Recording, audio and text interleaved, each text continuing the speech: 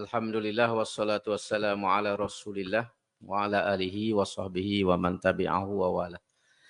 Rabbi shrah li sadri wa yassir li amri wa hlul 'uqdatam min lisani yafqahu qawli.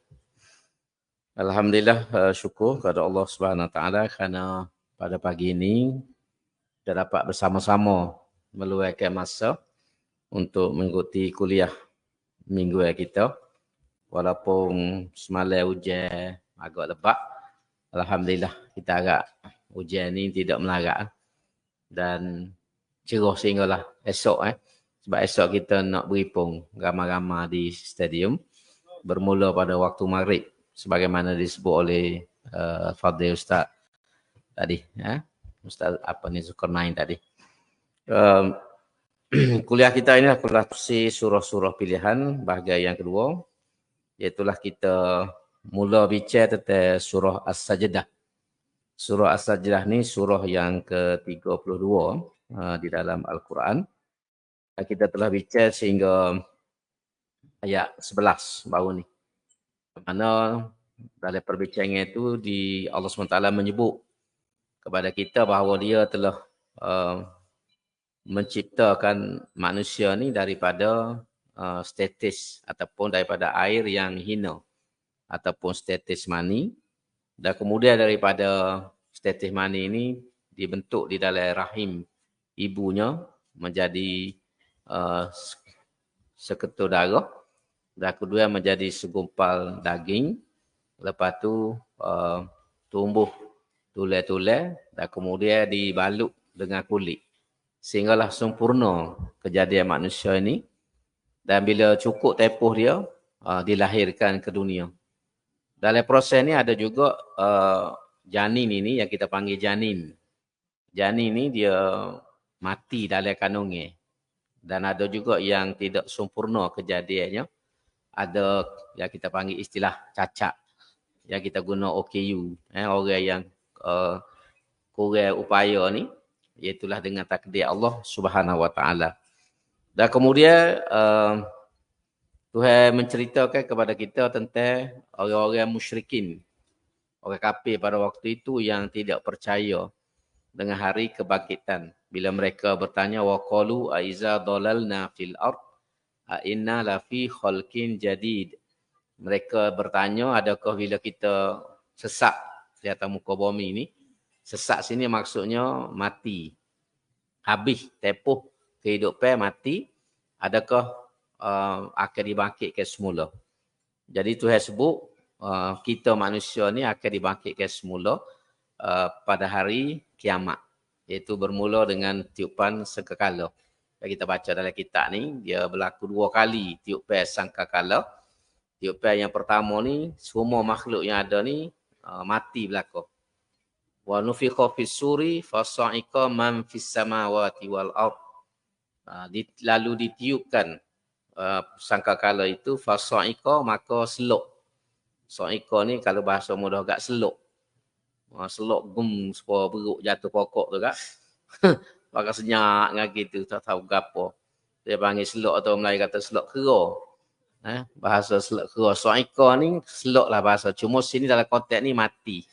Fasa'iqa man fis samawati wal ard, segala makhluk yang ada di langit dan juga yang ada di bumi.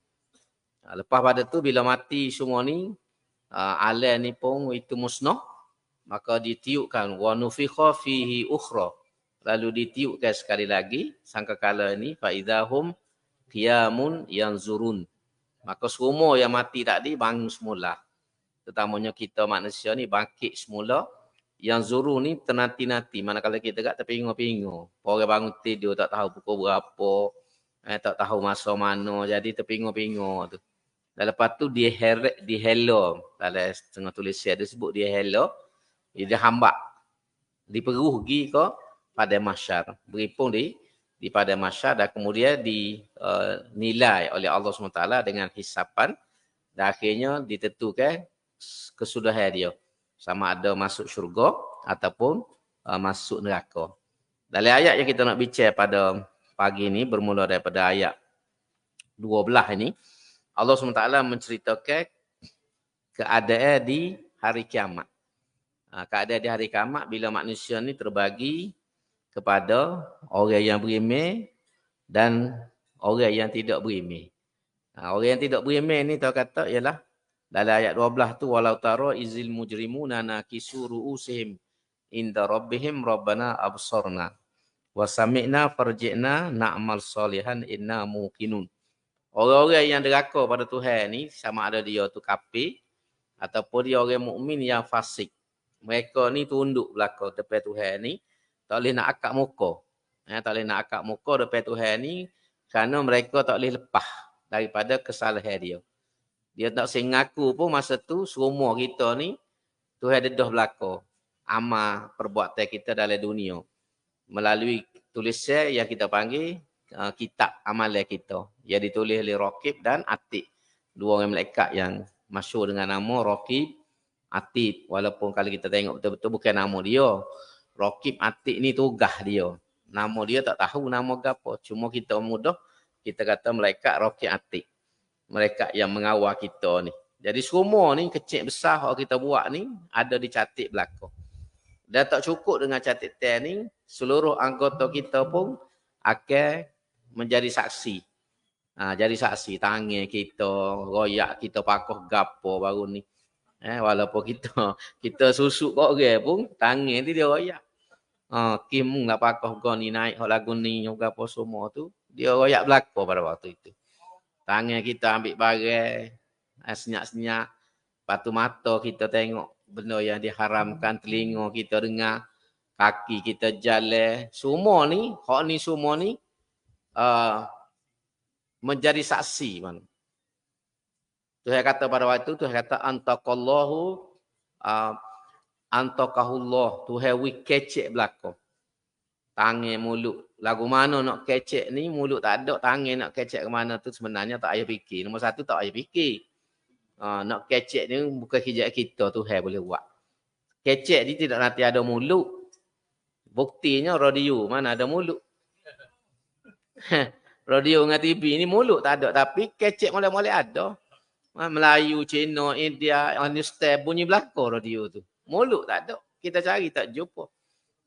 24 jam pula tu. Nak ayat kecek ni tidak semestinya ada mulut. Sebab ada mungkin orang tanya, tangan nak kecek warna, kaki nak kecek warna. Semua tu dengan cara-cara yang dikehendaki oleh Allah Subhanahu Wa Taala. Bukan kerja kita nak fikir. Kita hanya terima berimeh dengan apa yang dinyatakan oleh Allah Subhanahu Wa Taala. Dan pada waktu tu orang yang buat salah ni, kita sendiri pun kalau kita ada dosa, tak ada minta ampun dengan Tuhan dan Tuhan tidak ampun dosa kita masa tu nyesal banyak. Dan minta farji'na na'mal solihan, minta nak balik semula ke dunia. Orang kafir akan minta balik semula, biarlah kita boleh balik semula ke dunia, kita berimeh dengan Nabi, dengan Rasul. Orang yang buat dosa ni minta balik semula nak buat amal yang soleh. Tu pada waktu tu penyesalan. Menyesal yang tidak berguna. Orang Melayu kata nasi jadi bubur dah pada waktu tu, tak pakar dah. Sebab tu kita atas dunia ni dua perkara. Ya Tuhan dan Nabi dan Tuhan pesan pada kita, nombor satu kena istighfar. Beristighfarlah semua setiap masa. Sebab nombor satu kita ni tak lepas pada dosa. Kita boleh jadi serah tak ada, aku tak minum arak, aku tak berzina, aku tak mengopok, aku tak curi. Tapi kita tidak tahu ada dosa-dosa lain. Yang kita lakukan sama ada secara sedar ataupun tidak sedar. Maka sebab tu dituntut kita ni beristighfar. Beristighfar dan yang kedua lah bertaubat. Bertaubat. Sebab itulah semaya ni antara ajaran Nabi. Lepas kita wisalam, Assalamualaikum, Assalamualaikum. Nabi tidak suruh cari selipar lalu. Nabi suruh istighfar. Lepas semaya ni Nabi kata, ditutup kita ni beristighfar. Kalau boleh 3 kali. Astagfirullahalazim, astagfirullahalazim. Lepas tu gilah nak cari selipar, nak start motor, nak cari nasi lemak perlu. Nabi kata manusia yang paling kedekut dalam hidup ni orang yang dia tidak beristighfar. Terutama lepas semaya. Assalamualaikum, Assalamualaikum, duduk tangga dah. Dia paling kedekut. Nabi kata, apa? Sebab istighfar ni untuk diri dia. Bila kita beristighfar untuk diri kita, bukan untuk orang. Jadi kalau untuk gear kita pun kita tak ambil, tak ambil gear kita, berat benar lah kita je. Kalau kita tak ambil gear orang, boleh kira tak? Ni gear kita tu betul benar. Hak tu pun kita tak ambil. Jadi napa kata inilah manusia yang paling kedekut. Lebih pada Haji Bakir. Haji Bakir ni dia tak bui kat orang lain. Tapi dengan Cikgu Murni dia bui. Tu Cikgu Haji Bakir kan. Orang lain dia tak bui belakang. Tapi Cikgu Murni dia bui selalu. Budak-budak dia tak bui sebab budak-budak tak erti pegang pitis dia kata. Tu Haji Bakir. Jadi orang yang tak beristighfar ni berat pada Haji Bakir lagi. Tak ada lah kalau berat pada Haji Bakir ni. Di Romli pun tak ada buat cerita. Jadi nak ayat itulah kita ditutup beristighfar untuk membersihkan dosa-dosa dan kesalahan kita. Dan yang kedua ialah taubat. Taubat ni hak kemucuk lah. Sebab tu sebut ya ayyuhallazina amanu tubu ilallahi taubatan nasuha. Asa rabbukum an yaghfir lakum apa-apa itu. Jadi disuruh tubuh hendaklah kamu semua ni bertaubat. Taubat ni taubat yang sungguh-sungguh. Mana berazam menyesal dengan kesalahan kita, berazam untuk tidak buat.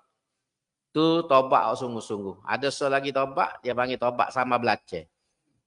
Taubat sama belacan ni tika pedah tu ya. Allah tak asyik makan dah. Pas esok suruh bini tumbuk pula. Tu dia panggil taubat sama belacan. Ustaz Ambo kata tak jadi taubat sama belacan ni. Hak agama nak ialah taubatan nasuha. Taubat hak betul-betul.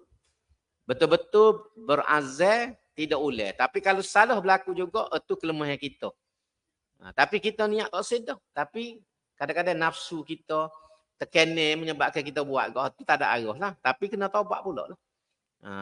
Sebab tu Nabi sendiri dalam satu riwayat sahabat pernah dengar dia duduk dia berzikir minta ampun Rabbi firli wa tub alayya innaka antat tawwabur rahim 70 kali.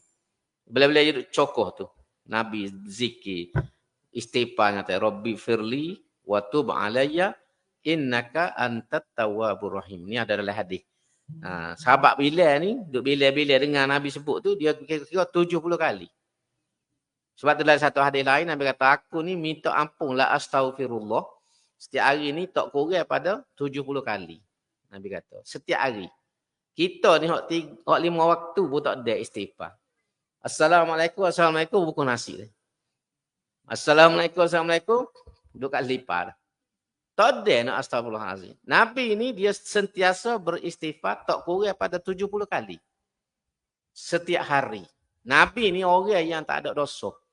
Kalau ada pun Tuhan kata, Tuhan ampun dosa dia. Liyaghfira lakallahu ma taqaddama min dzambika wa ma ta'akhkhar. Tuhan ampun belakang dah dosa dia ni. Tapi Nabi masih lagi beristighfar. Lafaz yang masyhurnya ialah Rabbi firli wa tub alayya innaka antat tawwabur rahim. Sebut. Dalam satu hadis lain Nabi kata, aku ni kalau tak istighfar sehari-hari innahu la yughanu ala qalbi kata. Nabi kata la yughanu, saya nak terjemah kerana saya tak jumpa apa hari ni. Perkataan hak sedap. La yughanu ni kalau kita agak serabut. Hati aku ni jadi tak tenang, hati aku ni serabut. Kalau aku tidak beristighfar. Sebab antara kelebihan istighfar ni dia tenang hati kita. Tenang, hati kita jadi tenang. Sebab itulah dalam satu hadis yang lain, ni boleh cari, kamu sebut-sebut gitu. Satu hadis lain Nabi kata, siapa dia yang melazimi istighfar, man lazimal istighfar, siapa yang melazimi. Melazimi ni maksudnya di istighfar seumur. Waktu panggil lazim. Lazimnya makna hak benda kita buat seumur. Jadi Nabi kata kalau siapa-siapa istighfar seumur, man lazimal istighfar ja'alallahu lahu min kulli hammin farja. Tu akan jadikan bagi dirinya, bagi setiap kerusingan ini jalan tubik. Lepas dia. Hammin farja walikulli dhikin makhraja. Segala kesepitan hidup Tuhan akan tunjuk jalan lepas. Kalau kita rajin istighfar. Kalau kita pusing, Tuhan wirengeh kita. Pusing sebentar tapi lepas tu lega. Kalau kita ada kesulitan dalam hidup, kesepitan hidup, nego kau mengaji kau kerja buat harian kita kau, Nabi kata makhraja. Walikulli dhikin ni bagi speak, bagi skop. Skor sebab nak bini dengan anak raja pakai hari ni tak boleh. Patutnya. Tu skor sebab. Tak bila nak boleh orang apa kita nak bini dengan anak raja. Anak raja kapur mungkin boleh lah. Kalau raja betul orang apa kita ni tak boleh nak bini dengan anak raja. Jadi zikir ni bagi kita hati kita suruh speak dada. Maka Tuhan jadikan makhraja jalan lepas. Jalan lepas Tuhan tunjuk jalan. Nak lepas lagu mana daripada kesepitan kesusah hidup. Yang ketiga kelebihan istighfar ni warazaqahu min haitsu la yahtasib. Tuhan akan beri rezeki kepada dia daripada punca yang tidak diduga. Kerana dalam pandangan ulama antara sebab rezeki kita sepik, rezeki kita ni susah antaranya kerana dosa. Dosa dan kesalahan kita ni menyebabkan rezeki kita sepik. Sebab tu hamba jumpa minta maaf nak sebut pengalaman jadi tu okey ni. Setengah tu hak sesak ni, orang minta piti rumah kita apa. Mayat bodoh. Pas tak sebi susah lagu mana? Semayat bodoh. Dah lah sesak. Kalau sesak mayat tak tinggal boleh kira. Ni sesak tak semayat. Jadi susah hidup atas dunia, akhirat belum tentu. Dia semayat bodoh. Ni nak ayat dalam hidup. Sebab tu istighfar ni penting. Kerana dia membersihkan dosa kita. Bila dosa kita tak ada, insya-Allah rezeki akan turun lalu. Kalau kita buat ibarat Tuhan ni, kalau ibarat dengan kita. Kita ni, kita nak ibiti kau orang lagu mana? Katalah kita ada anak 4-5 orang. Anak mana kita rajin ibiti? Anak kecil, budak-budak tak boleh main ibiti. Haji Bakir kata. Kita akan beri pada anak dekat dengan kita. Hak rapat dengan kita, hak kita nampak ju. Lambat minta wis lalu. Tapi kalau jenis hak meling, panggil tak dengar, suruh tak buat, kita nak wis pitih pun. Payah dah mikir banyak kali budak ni. Ada ayat contoh. Itulah bandingannya. Rezeki ni duk tangan Tuhan. Tuhan kata dalam Quran, "Innallahu war-razzaq dzul quwwatil matin." Tuhan ni Maha memberi rezeki. Dzul quwwatil matin, dia ni memiliki kekuatan yang teguh. Jadi rezeki ni hak dia. Hak dia. Jadi kalau kita ni tak rapat dengan Tuhan, semaya tak tahu mana, puasa tak tahulah ke mana, tak jauh pula gapo, Tuhan nak bagi lagu mana rezeki kita. Tentu dia tak beri. Maka sebab tu istighfar ni salah satu cara menarik rezeki kepada kita. Lazimilah perbanyaklah istighfar ni supaya rezeki ni mari. Orang mungkin tanya, apa orang kafir tu buat apa kaya? Orang mungkin tanya gitu, dia ni Ibrahim pun dok istighfar jauh sekali. Tapi buat apa kaya? Hak ni Tuhan wigi atas dunia. Kalau kita guna bahasa akidah ni istidraj. Tuhan nak punuh dia. Orang jahat kalau hidup dia senang, dia mudah, itu cara Tuhan nak punuh. Tuhan nak punuh. Kalau beruk ni kita lepas naiknya biar tinggi, lepas tu kita kerak. Kerak batal biar jatuh mampu. Tu bahasa kasar, kita kecek gitu. Kita cuk dia naik. Bukan kata suka ke dia. Sebab beruk ni satu hal, kau naik kau nampak punggung uduh. Jadi cuk naik ni kita tebal batal tu. Jatuh mampu lah dia. Cara nak mampu. Jadi kadang-kadang Tuhan beri benda kepada kita dalam istilah panggil istidraj. Orang yang jahat, orang fasik, orang kafir ni, kalau dia boleh benda nikmat, apa benda kelebihan-kelebihan, dalam istilah dia panggil istidraj. Sanastadrijuhum min haitsu la ya'lamun. Kami akan istidrajkan mereka ni dengan cara ataupun dari cara yang dia tidak terfikir. Dia tak tahu. Dia suruh orang aku tengok tak semaya pun nego laku. Aku ni tak jodoh pun senang. Aku gitu aku gini pun gini. Jadi akhirnya hanyut dengan gitu. Hanyut dengan gitu jadi mudah Tuhan nak senyum. Tuhan nak senyum turun ni nak mampu ni mudah. Jadi sebab itulah kita kena ingat tu. Jadi hak ni. Jadi bila orang kafir ni di akhirat ni minta, Tuhan kata tak ada. Tuhan kata tak ada dah. Sebab apa? Akui peluang dah. Tuhan akui peluang dah atas dunia ni. Masa bui 10 tahun, 50 tahun, 60 tahun, 70 tahun, 80 tahun, kalau tak guna tu tak ada dah Tuhan kata. Sebab tu Tuhan kata walakin haqqal qaulu minni la amla'anna jahannama minal jinnati wan nasi ajma'in. Sesat dah. Di akhirat ni tak ada dah kira nak beramal, nak gapo tak ada dah. Nak nyesal gapo tak ada. Akhirat ni jatuh hukum ya. Pada naik mahkamah kak, jatuh hukum. Benar kalau betul kau tak betul, atas hakim jatuh hukum. Jadi di akhirat ni tu jatuh hukum dan kemudian dimasukkan ke dalam neraka Allah Subhanahu wa taala. Kemudian Tuhan sebut lagi ni ayat tempat kita sujudlah kalau pagi tadi kalau tu Emil baca kat kita innama yu'minu bi ayatina allazina idza dzukiru biha kharru sujada wasabbahu bihamdi rabbihim wa hum la yastakbirun. Jadi Tuhan kata orang berimeh ni bila Tuhan dibacakan kepada mereka ayat-ayat Allah Subhanahu wa taala kharru sujada, dia tunduk. Tunduk ni sama ada sujud tilawah dalam Quran ataupun maksud dia dengar. Dia ambil kira. Bila orang baca Quran ayat dalam Quran ni sebut gini, dia berhenti lalu. Quran kata tak boleh buat, benda ni berhenti. Kalau Quran kata kena buat, dia buat. Itu tanda berimeh. Kalau kita ni orang goyak Quran ayat gini-gini, benda ni tak boleh haram. Kita buat tak tahu ya. Berimeh lagu mana kita? Kita nak ayat kita berimeh lagu mana? Tak boleh ayat berimeh lah. Sebab berimeh ni dengar kata Tuhan. Kalau Tuhan kata kita tak dengar, kita nak berimeh lagu mana? Kalau kita kata kita sayang ke mak ayah, tapi mak ayah suruh tak buat sabuk. Kita ayat ambo ni sayang ke mak ayah. Patuh ke mak ayah. Tapi mak ayah suruh sabuk kita tak buat. Kalau dia lari sabuk kita tak tinggal. Jadi patuh lagu mana? Sayang lagu mana? Ni bandingannya lagu tu. Sebab kalau kita pergi sikit lagi, kita tengok dalam sejarah pengharaman arak ni. Kalau kita baca kita tafsir masyhur. Bila turun perintah Tuhan mengharamkan arak ni, sebab arak ni dia haram dalam 3 peringkat. Kalau akhirnya Tuhan kata ni, apa ni? Innamal khamru wal maisiru wal ansab wal azlamu rijsun min amali syaitan fajtanibuhu. Tu ayat tu. Bila ayat ni turun kepada Nabi, Nabi baca depan sahabat hak ada. Sahabat ni pun bongga lagi royak. Orang duduk dalam kedai kopi, orang duduk di market, orang duduk gapo royak.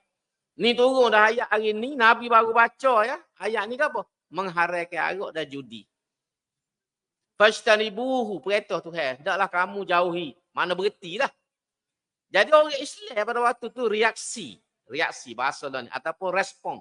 Tindak balas orang Islam pada lagu mana?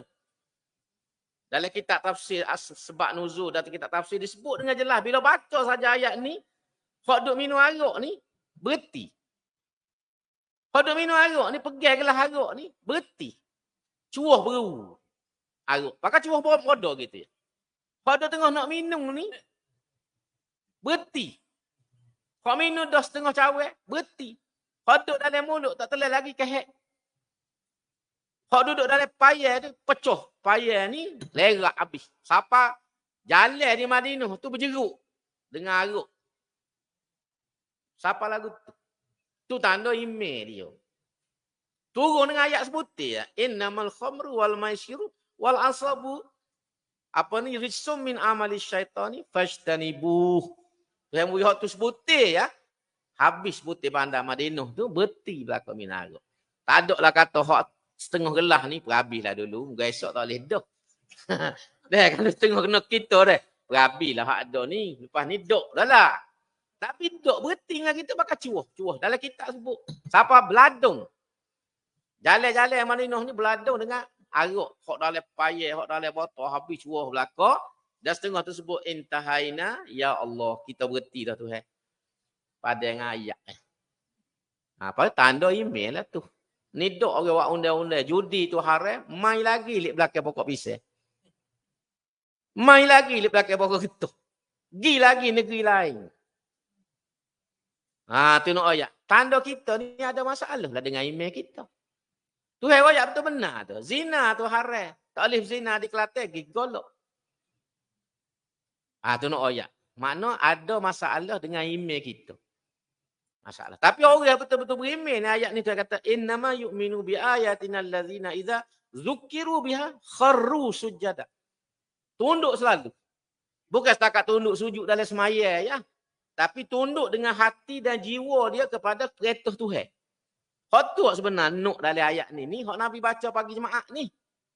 Kita ni boleh sujud sejadah dekat legol. Oh, puas hati kawan minggu ni ustaz baca suruh sejadah. Boleh sujud. Kawan tak aja tinggal tiap minggu. Tapi tu bik mayat dekat. Hak dedah aurat lah. Hak buat benda tak comel, buat benda tak comel ya. Pagi Jumaat tak tinggal lagi semaya subuh pasal nak sujud sejadah. Dengan kita tidak faham gapo kehendak dalam sujud sejadah. Jadi kita kena terjemuh dalam kehidupan harian kita ni supaya jiwa kita ni tunduk kepada agama. Betul. Kialah ke mana pun supaya boleh turut agama. Tak boleh 100% pun biarlah peratusnya tinggi. Jangan 10%. Hamba setakat 10%. Pos tengah orang, hamba boleh turut Nabi bab bini ya. Bab lain tak boleh. Kerana Nabi bini 9 orang, hamba bini pak je. Jadi boleh sahabat tu. Kau ni pula bak rambut panjang ya. Nabi rambut panjang. Hamba bak lain tak boleh. Semaya-semaya sunat tak apa jadi. Kerana buasi. Macam-macam lah alasan. Jadi sipir rambut ambil sunnah.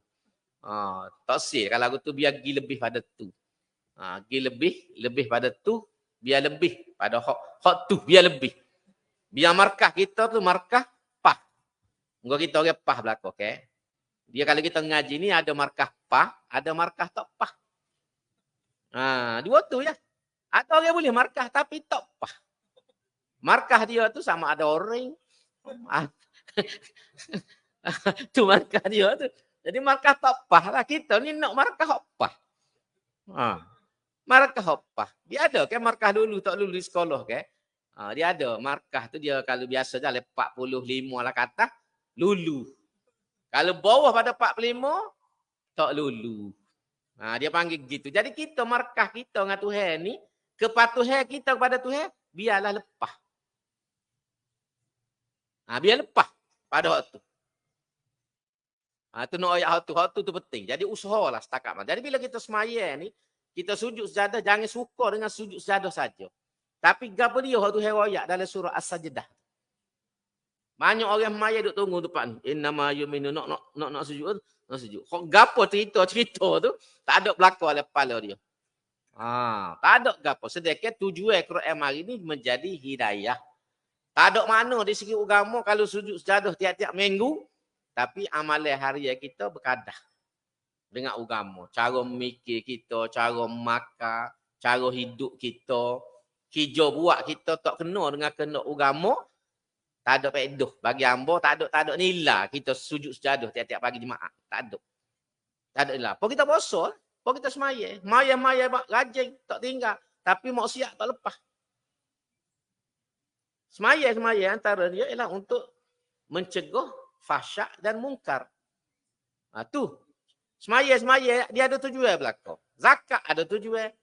Semaya ada tujuan. Puasa ada tujuan.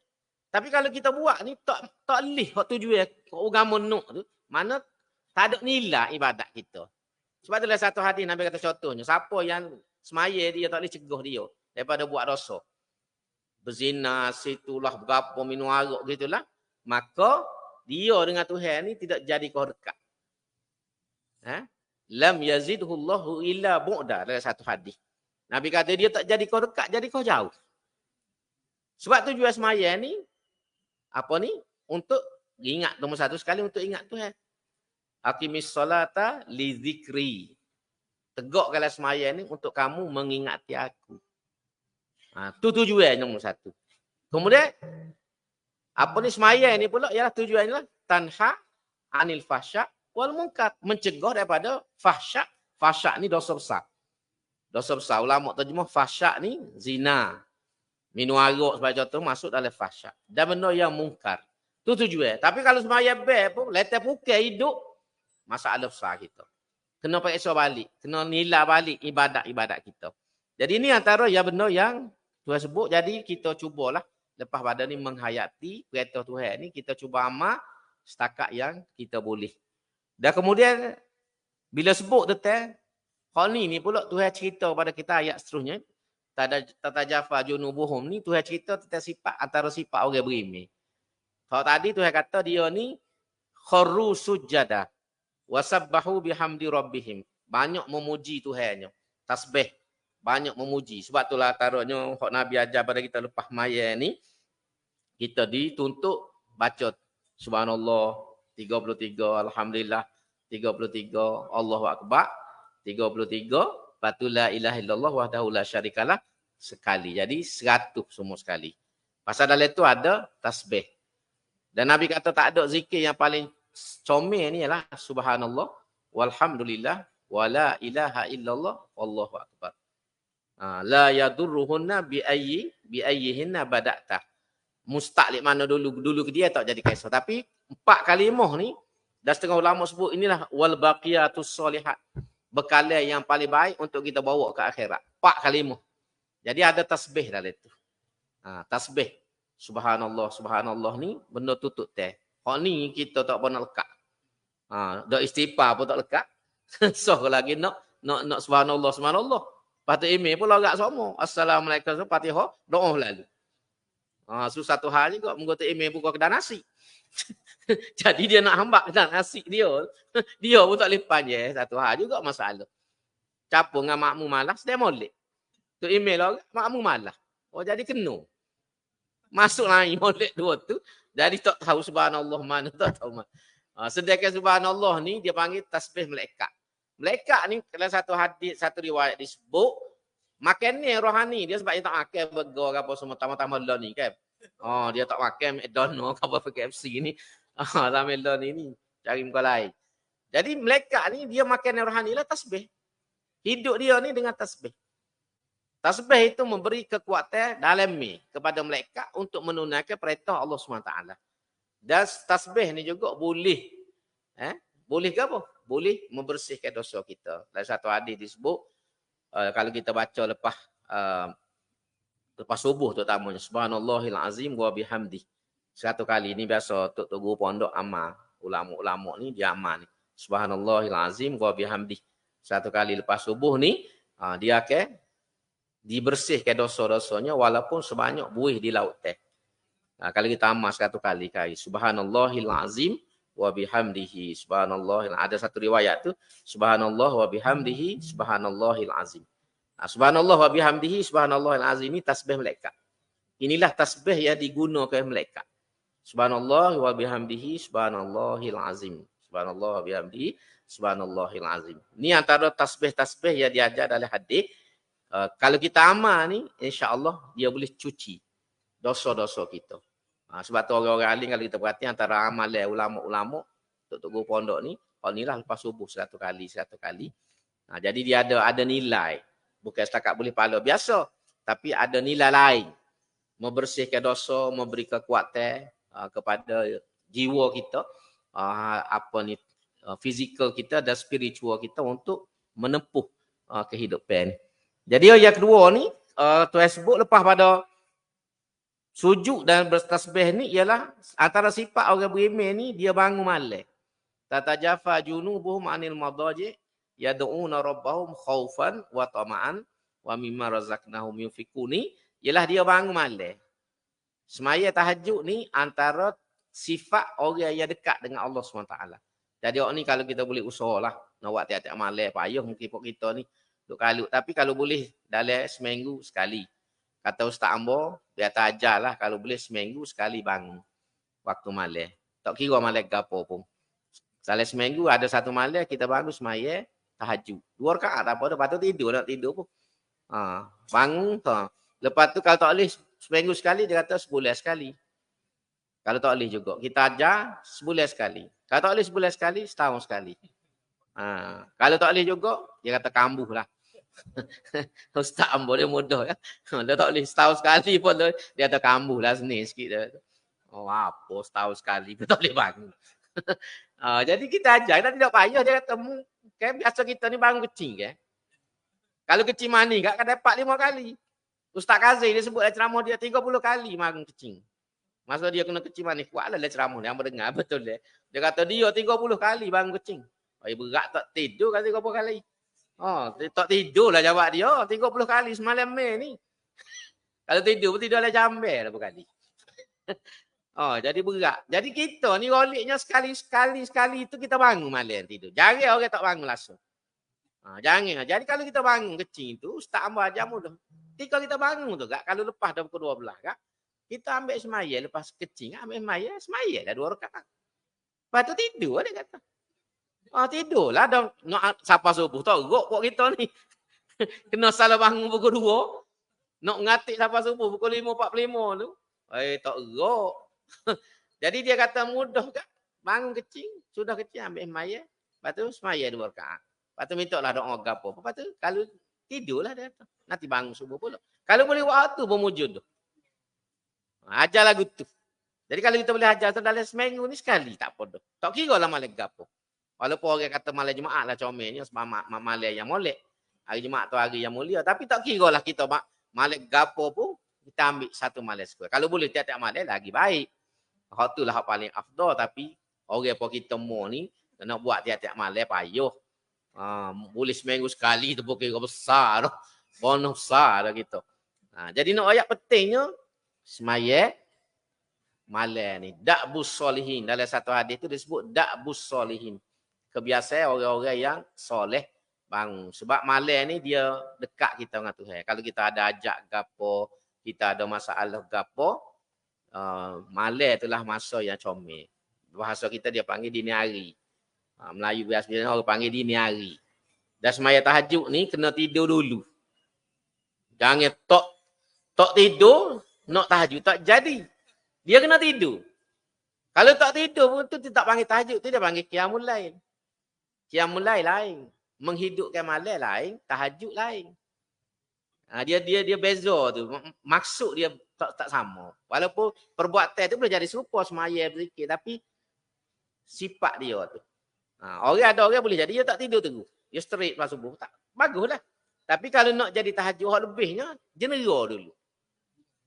Jenera tu dulu, lepas tu bangun. Bila kita tidur boleh bangun semaya tu hebat. Daripada kita jaga biasa. Dah juga setengah orang jaga straight ngai kopi cawe besar, cetung pasal nak tengok bola. Masalah juga kita.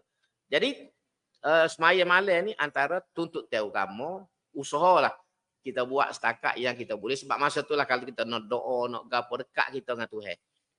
Kita nak ada hajat-hajat besar gapo semua. Kemudian wa mimma razaqnahum yunfikun, membelanjakan apa yang Tuhan beri kepada dia. Ini antara ciri-ciri orang berimeh. Membelanjakan. Maksudnya sedekah.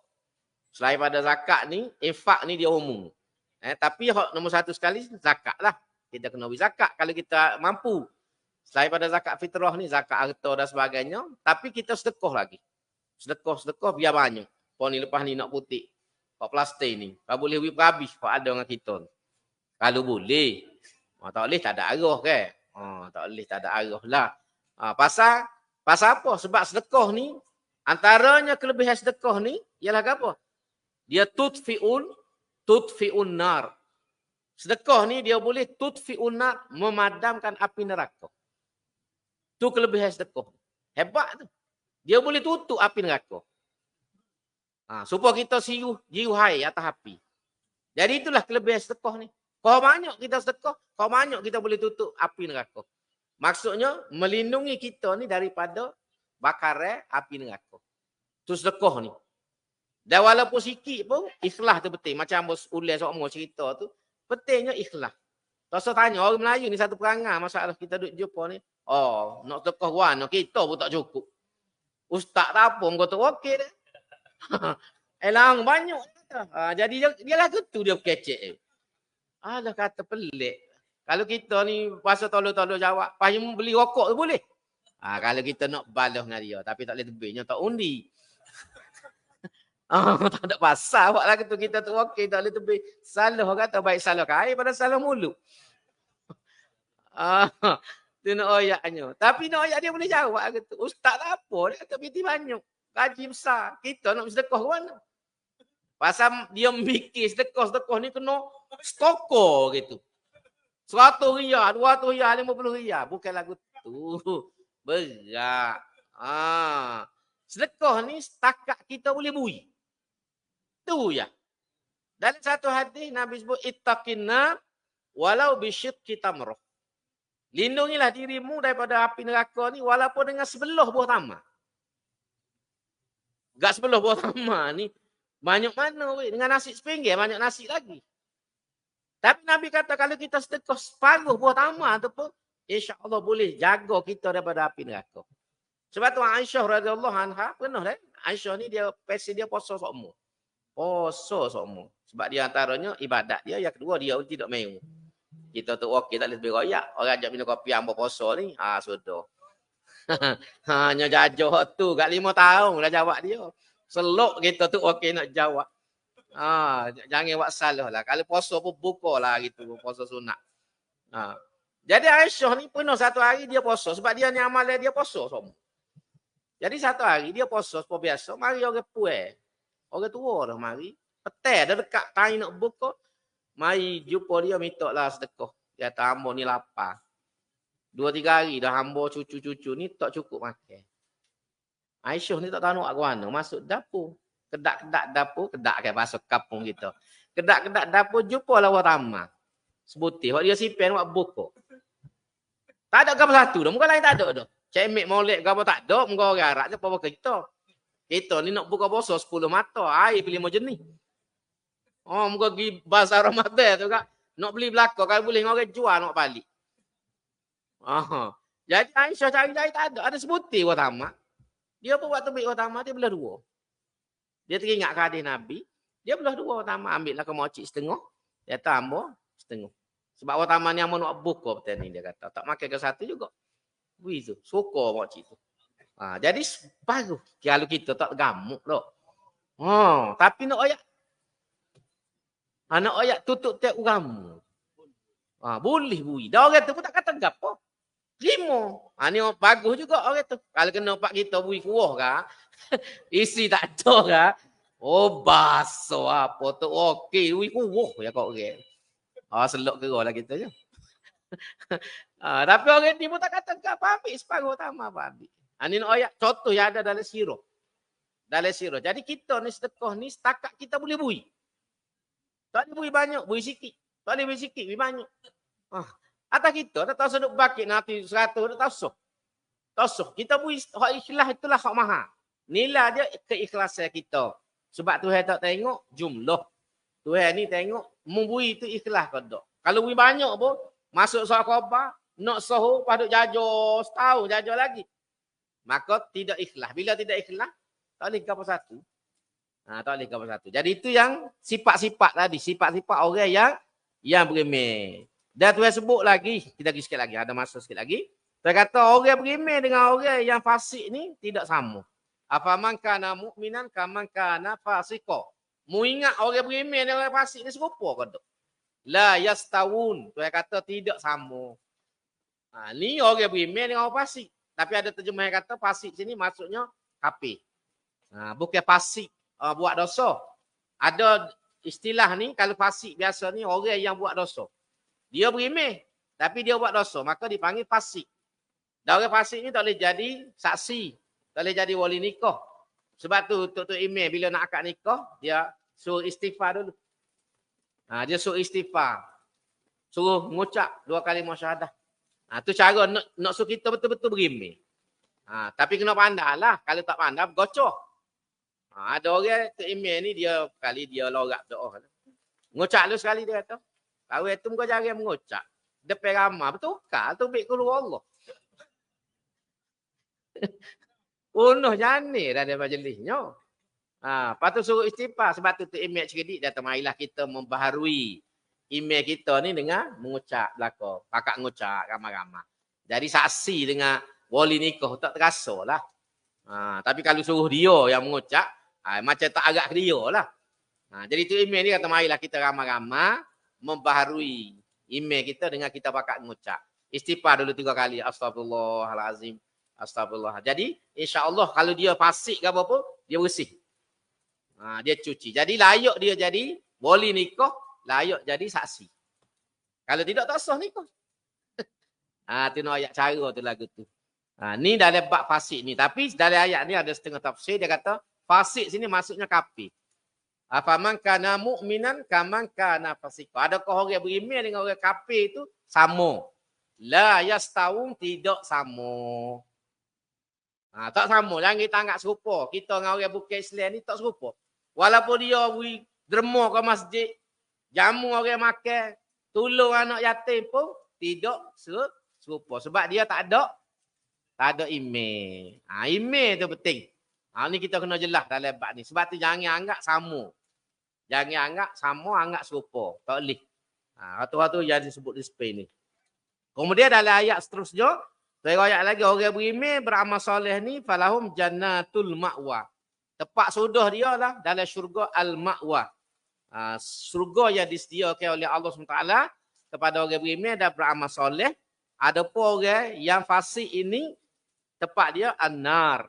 Masuk dalam neraka. Kullama aradu ayakhruju minha uidu fiha. Jadi setiap kali nak tubik, mereka eret kepala masuk balik. Kali nak tubik, eret masuk balik. Tak boleh lari. Tak lari pun nak pergi mana? Kalau kita kata, boleh tubik dalam neraka nak pergi mana? Nak pergi mana? Tak boleh nak pergi juga. Muka duduk dalam azab. Tapi nak ayat Tuhan buat gambar. Kayak ada ke orang biasa kena kurung. Biasa nak lari ni kan. Duduk dalam je, tempat kena kurung pun ikhtiar nak cari, nak lari. Jadi, apa perangai tu dia bawa pakai akhirat. Bawa pakai akhirat. Duduk dalam neraka pun, kia lagi, cari jalan lagi, nak tubik. Tapi Tuhan kata, setiap kali nak ikhtiar, nak tubik, u'idu fiha.